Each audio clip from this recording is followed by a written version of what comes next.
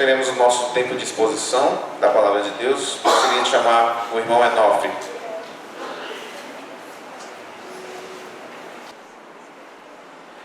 Então, vamos dar continuidade à série de pregação expositiva, que começou há algum tempo. Alguns irmãos já fizeram essa pregação, seguindo aí a segunda carta de Paulo a Timóteo. E nessa noite nós vamos dar prosseguimento,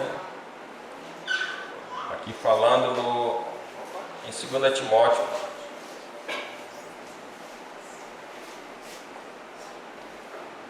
Timóteo, capítulo 2, versículo 20 ao 26.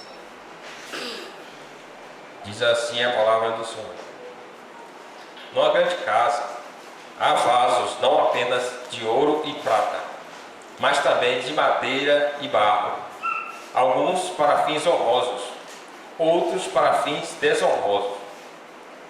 Se alguém se purificar dessas coisas, será vaso para a honra, santificado, útil para o Senhor e preparado para toda boa obra. Fuja dos desejos malignos da juventude e siga a justiça, a fé, o amor e a paz, juntamente com os que de coração puro invocam o nome do Senhor. Evite controvérsias tolas e fúteis, pois você sabe que acabam em brigas. Ao servo do Senhor não convém brigar, mas sim ser amável para com todos, apto para ensinar, paciente.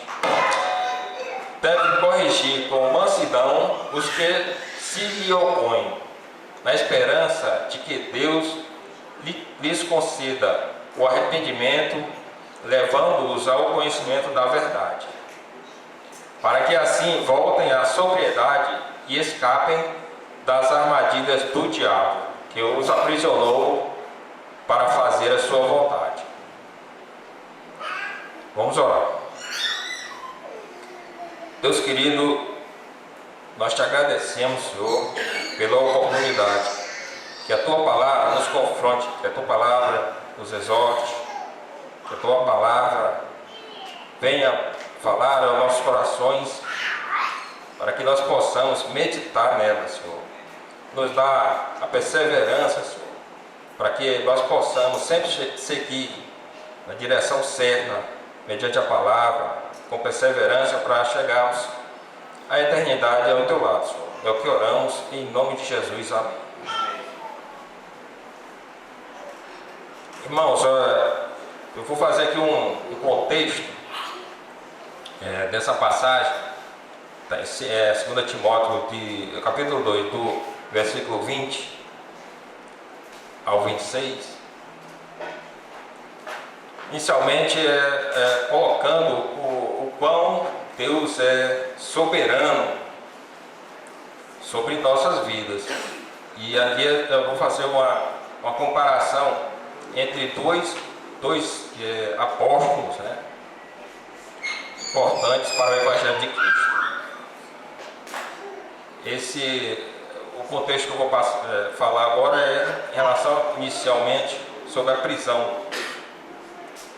E nós sabemos que Paulo estava preso quando ele escreveu a carta a Timóteo. Então, eu queria fazer essa correlação entre duas prisões aqui de dois apóstolos. Pedro, ele foi milagrosamente libertado da prisão, né? Nós sabemos. Em Atos 12 tem essa passagem, né?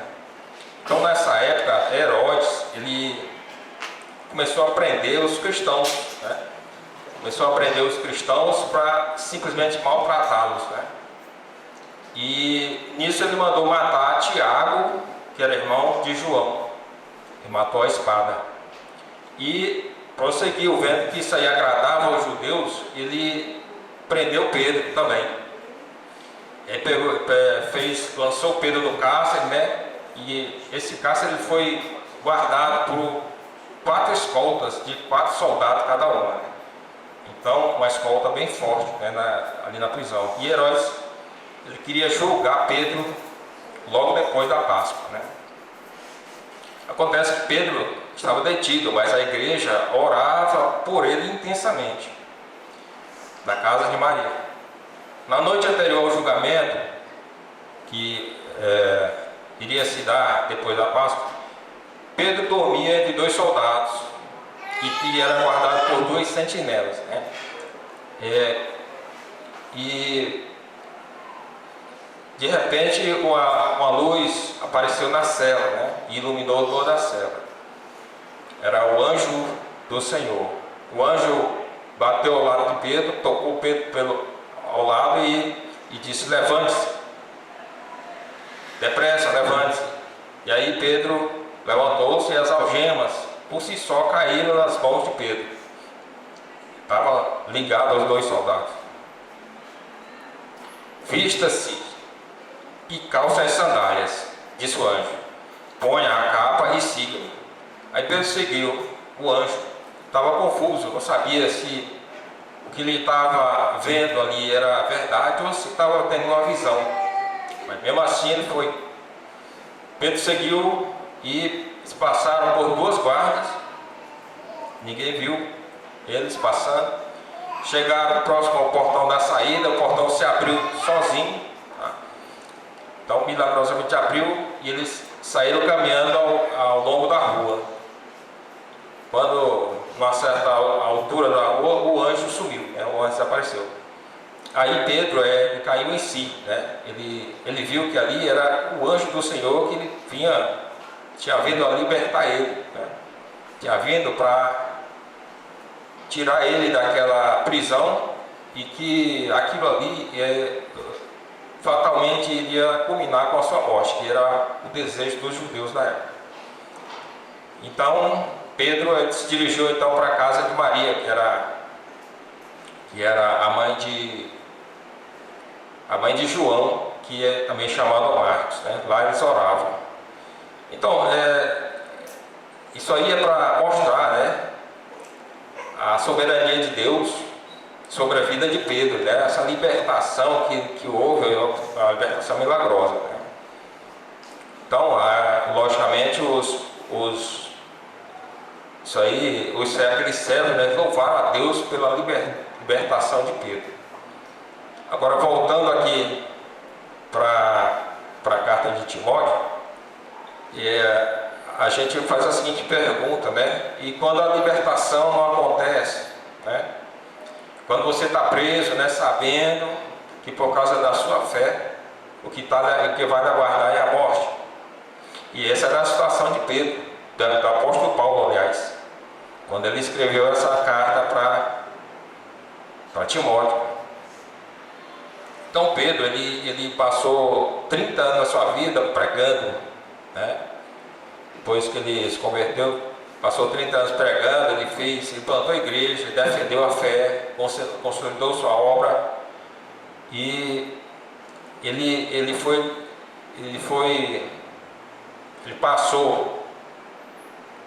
já tinha sido preso, né? Na primeira prisão em Roma, passou um curto período de prisão. E nessa prisão ele estava em prisão domiciliar, uma prisão completamente diferente. Ele tinha esperança que um dia ele ia ser libertado. Mas 5 anos depois ele estava novamente na prisão. Agora dessa vez ele não tinha mais essa esperança, porque Nero prendeu ele por causa do incêndio que houve em Roma e a culpa foi toda para os cristãos. E Pedro era um expoente ali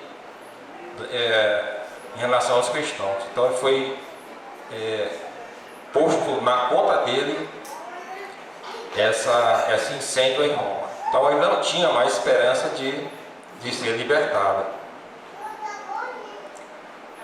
Então dessa vez ele estava numa cela fria, estava algemado, não tinha esperança nenhuma para ser libertado. Estava abandonado também, porque as pessoas da igreja começaram a ficar com medo da perseguição aos cristãos e aí abandonaram Paulo. Foi nessa situação que escreveu a carta para Timóteo, né? Então ele sempre considerava muito a Timóteo e sempre chamava ele de filho amado, né? Então o filho que ele gerou, o filho foi gerado pela fé, né? Então ele gostava muito de Timóteo e admirava também, né? Ele conheceu Timóteo quando ele foi na segunda viagem missionária dele, foi para Derbe e Listra, né? Então lá ele conheceu a Timóteo, né? Que era um jovem que era já convertido ao Evangelho, que ele tinha uma mãe que era já uma judia crente, e daí o Paulo gostou tanto dele que levou ele para as viagens missionárias. E aí durante essas viagens ele foi cada vez mais, né, alcançando, né, ali, galgando alguns degraus ali, e com o passar do tempo ele já estava sendo um missionário itinerante, né, comissionado para ir até mesmo em Paulo para as cidades. Então ele foi para Macedônia, foi ao Coríntios, foi até aos Tessalonicenses. Então tudo isso aí está escrito aí nessa passagem, né? Mas não vamos alongar em relação a isso, só falar que Timóteo era uma esperança de Paulo, né, para passar o bastão. Ele já estava sendo considerado ali, estava assim, já desenganado, já estava na prisão, ia ser executado. Então ele escreveu essa carta exatamente para exortar Timóteo, para que ele desse sequência, né, ao Evangelho. Então, diante disso aí, nós vamos passar aqui a grande ideia como sendo: na igreja, o crente deve ser utensílio de honra, separado e preparado para toda boa obra, para a glória do Senhor. Então, primeiro, vamos iniciar aqui como o servo de Deus deve afastar-se e purificar-se dos hipócritas de dentro da igreja, ser separado e santificado para toda boa obra. Então são os versículos 20 e 21. Eu vou repetir aqui o que foi dito. Então, numa grande casa há vasos, não apenas de ouro e prata, mas também de madeira e barro. Alguns para fins honrosos, outros para fins desonrosos. Se alguém se purificar dessas coisas, será vaso para a honra, santificado, útil para o Senhor, preparado para toda boa obra. Então, nesse texto aí, nós vemos que Paulo ele classifica ali a igreja, está falando especificamente da igreja. Ele classifica a igreja como tendo alguns tipos de crente, né? Nem todos são iguais. Então, que seriam os vasos de honra, né? Os crentes. E também ele classifica como vasos de desonra aqueles que são reprovados, né? Aqueles que eles se infiltram no meio da igreja, né? Se misturam com os salvos da igreja. Nós sabemos que isso aí acontece no mundo e acontece na igreja, né? Nós temos os vasos de honra e os vasos de desonra, né? Ao mesmo tempo ele pode estar fazendo também uma alusão a dois grupos de mestres. Não deixa de ser da igreja também. Os que são por ele contrastados aí no parágrafo anterior, na pregação anterior, para quem se lembra, que assistiu, deve ter falado disso. Os que são autênticos, né, como Timóteo, e os que são falsos, como Himeneu e Fileto. O que esses dois fizeram? Está aqui, ó. Em 2 Timóteo 2, 17 e 18 está escrito assim: o ensino deles alastra como câncer. Entre eles estão Himeneu e Fileto. Esses se desviaram da verdade, dizendo que a ressurreição já aconteceu. E assim alguns pervertem a fé. Então esse Himeneu e Fileto, eles eram da igreja, eles eram faziam parte da igreja, só que eram falsos mestres. Então, eles estavam falando coisas ali que não estavam na palavra de Deus. E por isso Paulo está avisando a Timóteo a respeito desses tipos de cristãos, né, que estavam junto ali da igreja. Então a gente vê assim, a igreja visível, ela abriga tanto os verdadeiros crentes, né? Alguns são muito fiéis, que são comparáveis ao ouro, e outros menos fiéis comparados à prata. E tem os hipócritas, né? Esses seriam os vasos de desonra. Isso aí a gente vê muito bem, irmãos, na parábola do joio e do trigo. Na parábola do joio e do trigo, que está em Mateus capítulo 13, versículo 24 ao 30, ele fala que Jesus contou essa palavra, né? O reino dos céus é como um homem que semeou uma boa semente em seu campo. Mas enquanto todos dormiam, veio o inimigo e semeou o joio no meio do trigo e se foi. Quando o trigo brotou e formou espigas, o joio também apareceu.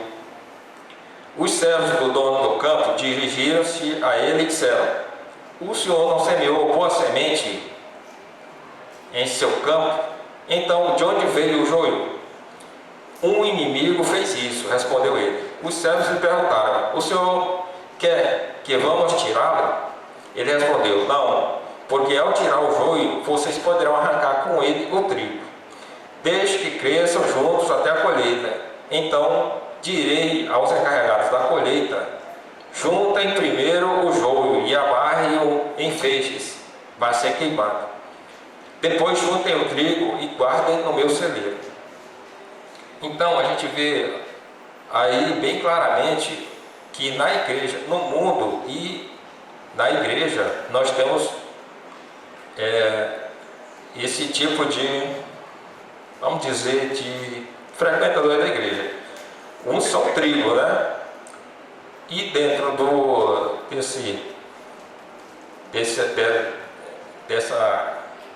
desse ambiente, vamos dizer, existe também o joio. Nós sabemos que o joio, ele é uma planta bem parecida com o trigo. Ele é igualzinho. Então na plantação o trigo vai crescendo e o joio cresce junto também. Então aqui Jesus fala que não pode se fazer a colheita ali no início, porque também vai retirar o trigo, né? Então o trigo vai ser prejudicado. Tem que deixar que cresça para poder depois fazer a colheita. E assim na igreja, né? Por exemplo, se tem alguma pessoa que comete uma falha, né? Mas essa pessoa, ela e toda a família dela, né? Então essa pessoa, ela comete essa falha, então ela se assemelha a joio, né? Mas você não pode assim simplesmente arrancar ele da igreja, porque arrancando ele vai tirar também, faz parte de uma família, a família também vai ter que ser tirada, né? Vai ter que ser arrancada, né? Normalmente acontece isso. Então é por isso que ele diz: deixem que cresçam juntos até a colheita. Então direi aos encarregados da colheita: juntem primeiro o joio e amarrem em feixes para ser queimado. Então a gente sabe aí que quem é o dono, quem é o dono do campo? O dono do campo é Jesus, né? É o Filho do Homem. É o campo, é o mundo, ou a igreja, né? A gente extrapolando ali, pode ser a igreja. É tanto que os comentários, os que comentam, né, a palavra de Deus, eles colocam esse exemplo aí como sendo dentro da igreja. O inimigo que plantou o joio junto é o diabo, né? E os servos ali são os anjos que vão fazer a colheita, né? O joio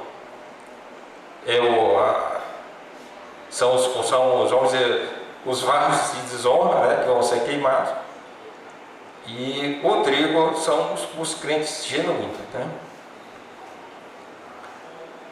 Então, eu acho que ficou bem claro, né, o que existe dentro da igreja, né? Então nós temos que estar atentos a respeito disso aí. Outra passagem, por exemplo, a gente pode ver que os membros genuínos têm por objetivo ser para a honra. Os membros genuínos têm por objetivo ser para a honra. Ou seja, aqueles que são comparáveis a ouro e prata. Os que são comparáveis a ouro, eles são os crentes fiéis, né? Os comparados à prata não tão fiéis, mas continuam sendo crentes, continuam sendo para a honra, né? Então tem essa passagem aqui em Mateus 25, do 34 ao 40. Então o rei dirá aos que estiverem à sua direita: venham benditos do meu Pai, recebam como herança o reino que lhes foi preparado desde a criação do mundo. Pois eu tive fome e vocês me deram de comer, tive sede e vocês me deram de beber, fui estrangeiro e vocês me acolheram, necessitei de roupas e vocês me vestiram, estive enfermo e vocês cuidaram de mim, estive preso e vocês me visitaram. Então os justos lhes responderão: Senhor, quando te vimos com fome e te demos de comer? Quando tivemos com sede, te demos de beber? Quando te vimos como estrangeiro e te acolhemos, ou necessitado de roupa e te vestimos? Quando vimos enfermo ou preso e fomos te visitar? O rei responderá: digo-lhes a verdade, o que vocês fizeram a alguns dos meus menores irmãos, a mim o fizeram. Então ele compara isso aqui nessa passagem aos que fazem têm essas atitudes, fazem essas obras como os vasos de honra, certo? Então quer dizer que todos os que fazem esse tipo de obra, né, são obras que você faz, às vezes você faz a obra, mas você não é convertido. Você pode fazer isso aqui sem ser convertido. Mas o que mostra isso aqui é que o vaso de honra vai fazer isso aqui porque ele é salvo. E ele está sendo diligente com a sua salvação, e ele vai fazer esse tipo de coisa aqui. Então são coisas que a pessoa, o crente, ele faz, e nem ele mesmo, ele reconhece aqui quando. Então, ele reconhece que aquilo ali é importante, né? Porque ele está falando aqui, ó: Senhor, quando te vimos com fome, te demos de comer, ou com sede, te demos de beber. Então ele está fazendo, né? Mas não está atentando que aquilo ali se vem do coração dele, se vem de uma coisa interna, que é a coisa do salvo, está vindo, é o que ele está fazendo como resultado de sua salvação. Às vezes a pessoa não se atenta para isso, mas ele tem que fazer isso aqui, porque isso aqui revela o tipo de coração que ele tem. Os demais são para desonra, né? Da mesma forma aqui, em Mateus 25, do 41 ao 45, ele fala o seguinte, ó: então ele dirá aos que estiverem à sua esquerda: malditos, apartem-se de mim para o fogo eterno, preparado para o diabo e os seus anjos. Pois eu tive fome e vocês não me deram de comer, tive sede e nada me deram para beber, fui estrangeiro e vocês não me acolheram, necessitei de roupas e vocês não me vestiram, estive enfermo e preso e vocês não me visitaram. Eles também responderão: Senhor, quando te vimos com fome, ou com sede, ou estrangeiro, ou necessitado de roupas, ou enfermo, ou preso, e não te ajudamos? Ele responderá: digo-lhes a verdade, o que vocês deixaram de fazer a alguns destes pequeninos, também a mim deixaram de fazer. E estes irão para o castigo eterno, mas os justos para a vida eterna.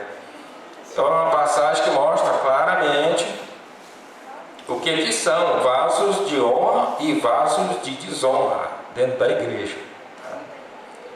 Então os vasos de desonra vão ser apartados, né? Vão para o fogo do inferno. Os vasos de honra vão para o lado da vida eterna, né? Com Deus. Então o vaso de honra é alguém que se aparta do erro doutrinário dos mestres e também se afasta do próprio falso mestre, né? Então você tem que identificar na igreja o que está fazendo com que seja pregado o falso ensino. Você tem que identificar. Como é que você identifica? Sendo leitor da palavra. Você tem que estar sempre lendo a palavra, lendo a Bíblia, para você poder identificar quem são esses falsos mestres. Então essa era o conselho, né, que Paulo estava dando a Timóteo e que serve para nós aqui nessa era presente, né? Então a palavra de Deus, ela é viva e eficaz. Então em todo tempo ela é eficaz. Então nesse tempo aqui nós temos que identificar esses falsos mestres e nos afastarmos dele, tá? Como é que a gente sabe que eles são falsos mestres? Porque eles podem ser falsos mestres, mas ainda assim eles são mestres. Então a gente tem que saber, tem que ler a palavra para poder identificar se estão falando a palavra da verdade ou se estão falando doutrinas ali que não tem nada a ver com a palavra de Deus. Então você tem que se separar deles, né? Tem que ficar longe deles.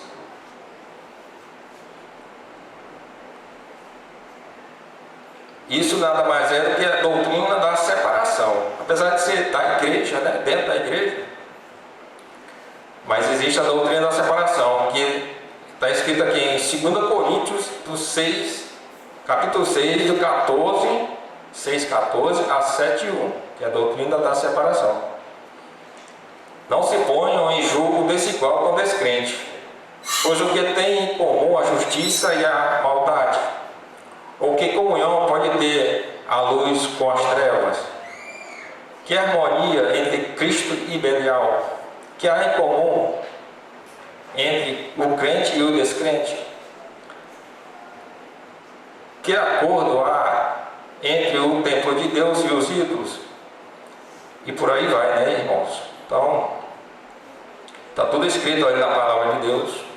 Nós temos aqui ler a palavra, identificar quem são os vasos de honra e os vasos de desonra dentro da igreja. Então, será que temos entendido que dentro da igreja devemos nos esforçar, colaborando com a nossa santificação através de um distanciamento daqueles que são considerados vasos de desonra? Então isso aqui é uma aplicação, né? Então o conselho de Paulo ali é aplicado a nós também. Então nós precisamos fugir dos lugares, né? E das situações que podem nos levar à tentação. Nós devemos evitar passar tempo com pessoas que nos levarão a cair. Em vez disso, devemos permanecer ao lado de pessoas que apoiarão o nosso crescimento espiritual. Então é um conselho simples. Nem sempre é fácil você seguir isso aí, porque você vem às vezes, você é convertido às vezes numa família em que toda a sua família não é convertida. Então não tem que você fazer uma separação aí perfeita. Não tem que você abandonar seus entes queridos, né, aqui na terra. Então é uma coisa difícil de se fazer, mas é o que está previsto você fazer. Você se afaste, você não seja tão chegado, você não se contamine, já que você se livrou, né? Você agora é convertido, então você tem que se afastar desse tipo de convívio, né? E se você não tem amigos ou atividade que apoie o crescimento, você procura, né? Vai se envolver numa comunidade aí, qualquer não, uma comunidade que seja piedosa, né? Qualquer também não. E que seja apoiadora, né? Então, seguindo aqui, tópico 2, o servo de Deus afasta-se daquilo que é mal e segue aqueles que têm coração puro e praticam coisas espirituais. Então, a passagem é do versículo 22, vou ler aqui. Fuja dos desejos malignos da juventude e siga a justiça, a fé, o amor e a paz, justamente com os que de coração puro invocam o nome do Senhor. Então Paulo exorta Timóteo, né, a fugir dos desejos malignos da juventude, que não são apenas pecados sexuais, ele está falando só de pecado sexual, mas também sentimentos impuros, né, ou impulsos impetuosos, né, que sempre aparece ali, que vai ali aparecer na vida do jovem, né? Então vamos dizer, essas tentações, são classificadas ali, aqui, uma classificação, que são classificadas como prazer, poder e possessões. O prazer é o desejo incontrolável de satisfazer apetites físicos, como comer, beber e prazeres sexuais. Então você lê a passagem, você acha que não, aqui só são pecados sexuais. Não. Comer, beber e prazeres sexuais. Então tudo você tem que fazer com parcimônia. Até comer. Você pode comer para acabar, né? Acabar com o mundo. E nem beber também. E poder é a paixão descontrolada de ser o número 1, né? Ser o dominador, ser o principal, ser o líder. O líder assim voltado para a vida secular, né? Quer brilhar, ele quer ser o tal, né? Então isso aí é um tipo de desejo maligno, né? E a possessão, aquele de ter possessões materiais, né? Desfrutar da glória que vem deles, né? Você querer ter tudo, né? Você, se acabar de trabalhar, você faz de tudo para conseguir ter posses, né? E dali você desfrutar uma vida prazerosa, mas uma vida separada de Deus, né? Então aqui o Timóteo, né, ele está, aliás, Paulo, ele está exortando, né, a fugir desses desejos malignos. E como o nosso espelho, né, nosso exemplo sempre é Jesus Cristo, esses desejos malignos, eles, aqui, nessa passagem aqui, a tentação de Cristo pelo diabo no deserto, ele venceu os 3 desafios. Então você pode ver, e quando ele fala que é prazer, né? Então, Jesus Cristo, ele foi tentado, né? Ele passou os 40 dias no deserto, ele teve fome, né? Teve fome. E apareceu ali o diabo, né? E disse: se você é filho de Deus, mande que estas pedras se transformem em pães. Então Jesus respondeu: está escrito, nem só de pão viverá o homem, mas de toda a palavra que procede da boca de Deus. Então nosso exemplo, né? Jesus, poder. Então o diabo levou a cidade santa, colocou na parte mais alta do templo e disse: se você é filho de Deus, jogue-se daqui para baixo, pois está escrito: ele dará ordens a seus anjos a seu respeito, e com as mãos eles o segurarão, para que você não tropece em alguma pedra. Então o desejo ali, se Jesus Cristo foi tentado, né? Ele caísse ali naquela armadilha do diabo, né? Ele ia, como ele tem esse poder, ele ia se entregar, ele ia fazer ali a vontade do diabo. Ele respondeu o seguinte: também está escrito seu Deus, e da possessão, ter posse material, desfrutar da glória que vem deles. Depois o diabo o levou a um monte muito alto e mostrou-lhe todos os reinos do mundo e o seu esplendor, e disse: tudo isto lhe darei, se você se prostrar e me adorar. Jesus disse: retire-se, Satanás, pois está escrito: adore o Senhor, o seu Deus, e só a ele preste culto. Então aqui Satanás, diabo, né? Além de estar fazendo ali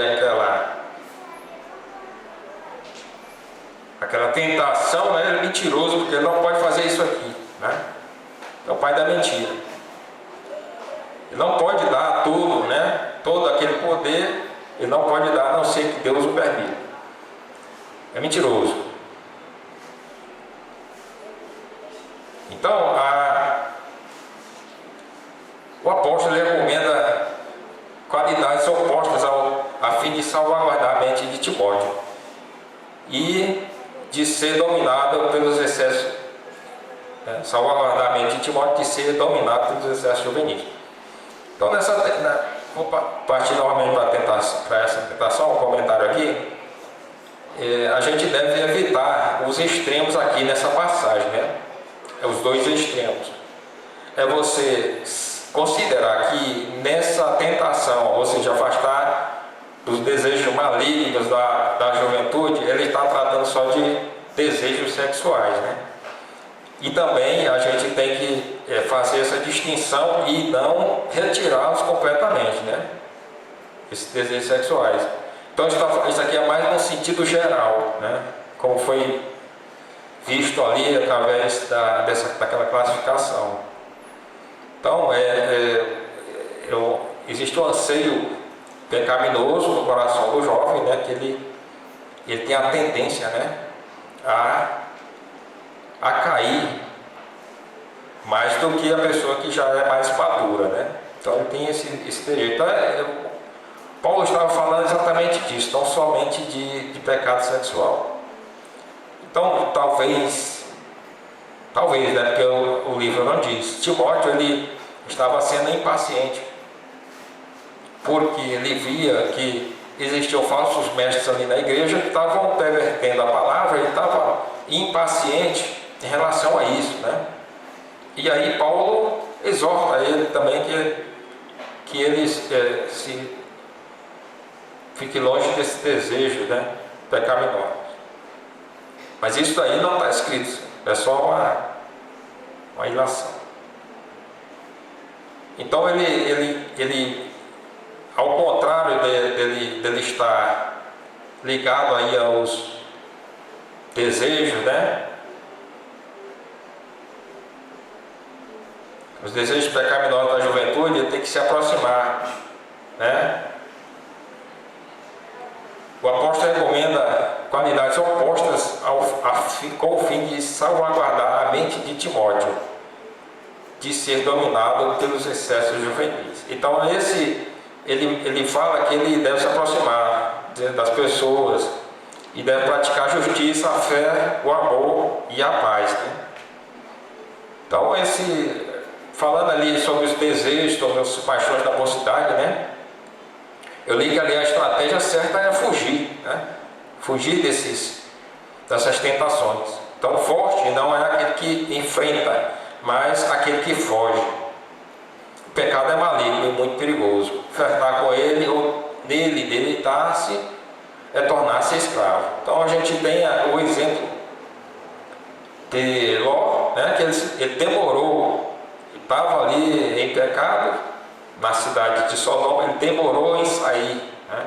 Então você não deve postergar, você deve sair de imediato, né?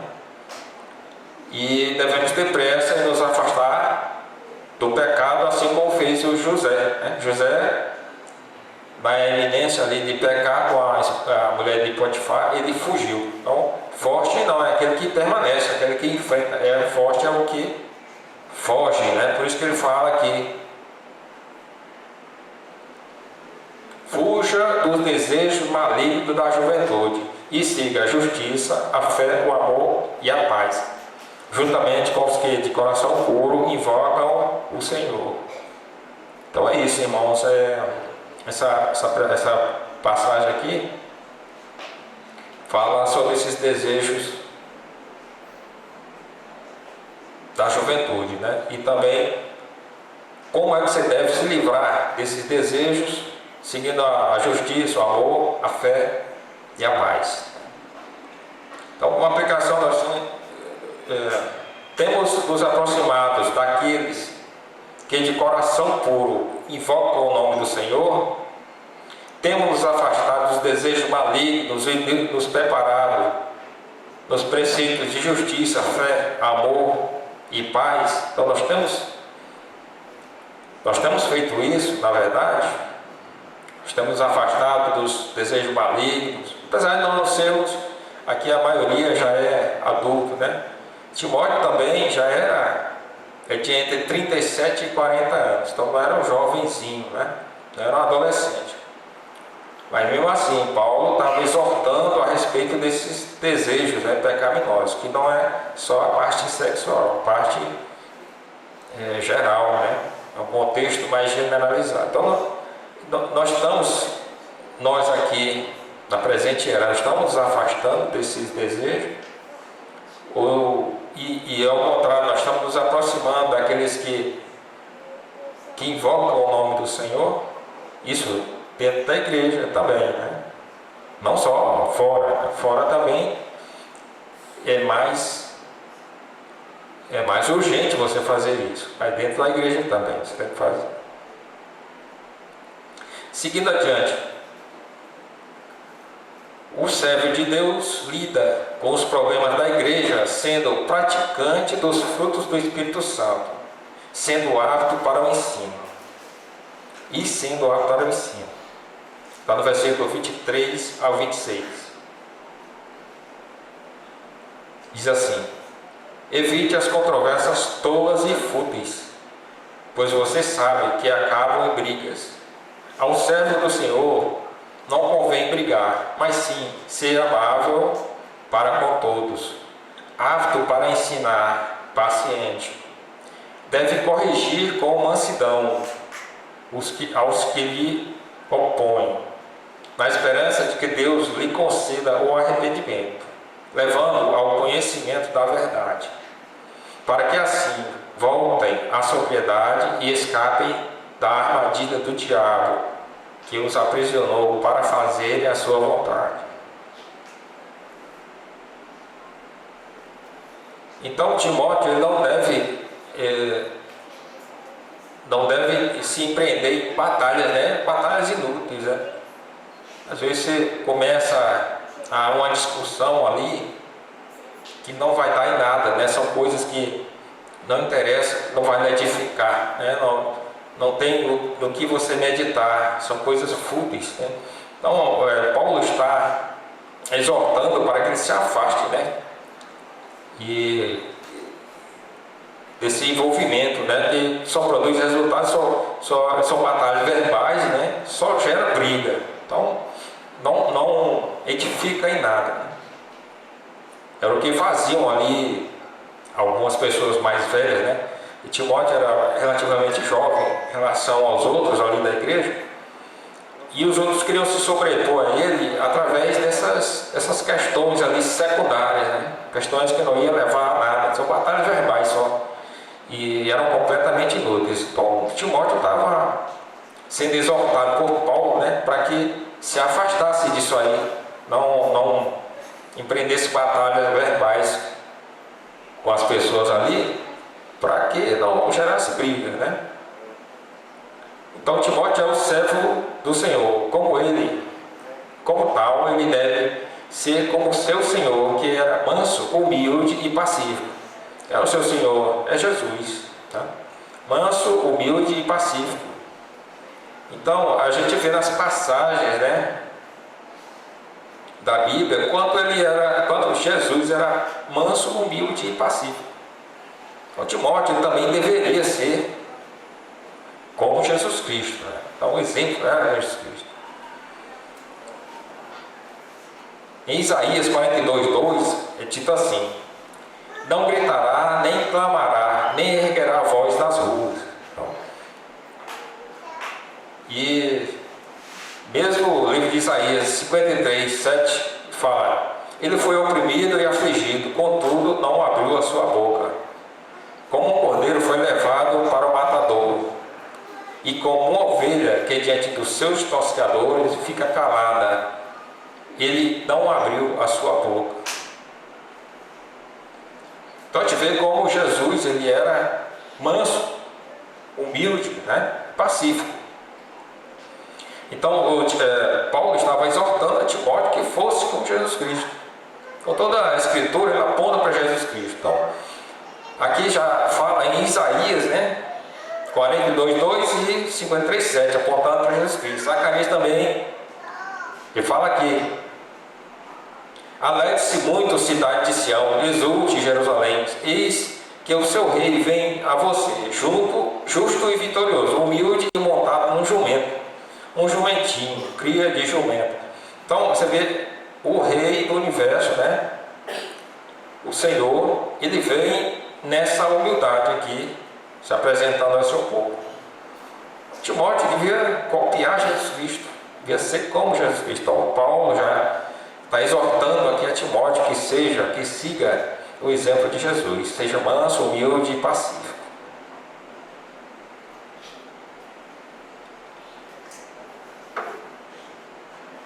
Então essas exortações não se aplicam somente a Timóteo, aplica a todo ministro, né? Todas as pessoas. O servo do Senhor deve ser amável, né? Ou seja, tem que ser afável, de fácil diálogo, de conduta acessível, e não irritável, não intolerante e não sarcástico, né? Então se ele é um servo, se ele é um ministro, ele tem que ter todas essas qualidades, tem que ser amável, né? Ele não pode exortar, tem que ter amabilidade, ele pode exortar com grosseria, né? Com rispidez, tem que ser manso, né? Tem que ser acessível, não intolerante, né? Não tem que ter intolerância de maneira alguma, pode ser de qualquer tipo de pessoas, porque ele está ali para pregar o Evangelho, né? Está ali para representar Jesus Cristo. Então Jesus Cristo era o contrário disso aí, não era intolerante, não tinha sarcasmo. Jesus Cristo era perfeito. Então ele deve ser igual a Jesus Cristo, perfeito. E em vez de entrar em questões, assim, questões todas, ele deve mostrar-lhes amavelmente, porque não se devem preocupar com estas coisas e deve imediatamente continuar ministrando a instrução positiva para que o oponente possa receber assim a correção. Aqui ele fala em correção dentro da igreja, né? Aquele erro que a pessoa comete, né? Nós somos pecadores, então os erros vão acontecer, os pecados vão acontecer. E sempre que acontecer, o ministro, né? Aquele que é, vamos dizer assim, da equipe ministerial, ele tem que ter essas qualidades que Paulo estava falando aqui para que Timóteo tivesse. Tem que ser afável, fácil diálogo, conduta acessível, não irritável. Então essas qualidades ele tem que ter. Então seguindo aqui na aplicação, na igreja temos evitado contendas e procurado ser amáveis com as pessoas. Temos nos preparado para ensinar a palavra de Deus com paciência. Nas ocasiões em que percebemos o erro de outros irmãos, temos corrigido com mansidão. Ou seja, nós temos nos espelhado em Jesus Cristo, temos sido iguais a Ele em relação a essa questão. Então, toda correção, ela seja doutrinária ou de comportamento, ela deve acontecer no espírito, com o espírito de mansidão, por duas razões, né? Com vistas a si mesmo. Então, quem exorta, ele só pode ser humilde, né? Porque ele sabe, no coração dele, quantas vezes ele também já errou, né? Quantas vezes ele ele errou e carece de correção, né? E também com que rapidez ele, após corrigido, ele volta a praticar o mesmo erro. Então, isso aí é para todos, né, da igreja, né? Então você vai corrigir, corrija com mansidão, porque você também está sujeito a cair no mesmo erro. Se não no mesmo erro, mas outro erro que também necessita de correção. Então essa é uma das razões porque você tem que ser amável, né? Você vai corrigir, mas você se coloca no lugar do irmão, porque ali poderia estar sendo você, né? Então, aquele que está de pé, cuide para que não caia. Se você está de pé, cuide para que não caia. Você não deve se exaltar, né? Você não deve também ter o orgulho, porque você está ali como sendo uma pessoa, um vaso de honra, mas o que você está exortando você considera como vaso de desonra. E aí você deixa de ser amável com essa pessoa, porque você pode cair também. E número 2, com vistas ao próximo, né, que precisa ser corrigido. Quando confrontado com dureza, ele se fecha ainda mais, né? E quem está em erro precisa ser conquistado e não afastado. É o que diz a própria palavra, né? Corrigir é mostrar o rumo certo para as pessoas, entendeu? Então você vai corrigir, mas seja amável, né? Você vai corrigir, pense em quem você está corrigindo, porque a dureza, né, vai fazer com que ele se feche ainda mais. Amém? Então esse texto aqui ele nos ensina que o crente ele deve ser sempre utensílio para a honra, né? Separado e preparado para toda boa obra, para a glória do Senhor, como diz ali na ideia principal, né? Então, diante de nosso convívio com os irmãos da igreja e do mundo ao nosso redor, nós devemos estar atentos à existência de pessoas na igreja, né, que podem ser falsos cristãos, né, ou falsos mestres, né? Devemos estar preparados para reconhecer e estar separado dessas pessoas, procurando ao mesmo tempo estar ligado aos que são fiéis. Então nós temos que ser perto daqueles que são considerados trigo e nos afastar daqueles que nós consideramos, ou a igreja considera como joio, né? Mesmo que a gente não sabe. Na igreja visível, existem dois tipos de igreja, né? A igreja visível, né, que é essa igreja que nós vivemos, nós estamos vendo, onde estão aqui o joio, está o trigo, estão os vasos de honra, os vasos de desonra, tá todo mundo junto. E tem a igreja invisível, né, que é aquela que só Deus sabe, só Deus vê. Então o coração da pessoa que está sendo considerado como joio, ele é um joio, mas nós não sabemos. Na verdade, ele pode ter um coração quebrantado e ter aquelas atitudes ali que fazem com que você pense, não, essa pessoa aí não tem jeito não. Ao contrário, aquele também que vamos dizer que seja considerado para vaso de honra, mas só Deus ele sabe. Nós não sabemos, né, se aquele que é o perfeitinho, né, o perfeito é religioso, ele faz tudo certinho, se ele realmente é um vaso de honra. Então é orar, né, para que nós tenhamos, né, essa percepção, né? E ser sempre amável, né? Não dá para você ser orgulhoso. Amém? Vamos orar. Feche os olhos. Senhor Deus, obrigado, Senhor, por essa noite. Obrigado pela tua graça, pela tua misericórdia. Que essa palavra, Senhor, fale aos nossos corações. Que nós possamos meditar nela durante a semana, durante o ano, durante a nossa vida. Nós tenhamos sempre da lembrança que na igreja e no mundo nós temos os vasos que são de honra, aqueles que nós devemos nos aproximar, Senhor, para que possamos ser mais santificados ainda. E também devemos reconhecer os vasos de desonra. Nós devemos nos afastar, Senhor, de acordo com a Tua palavra, e que possamos sempre nos aproximar das pessoas que invocam o Teu nome, Senhor, para que nós possamos fazer parte da vida eterna ao Teu lado.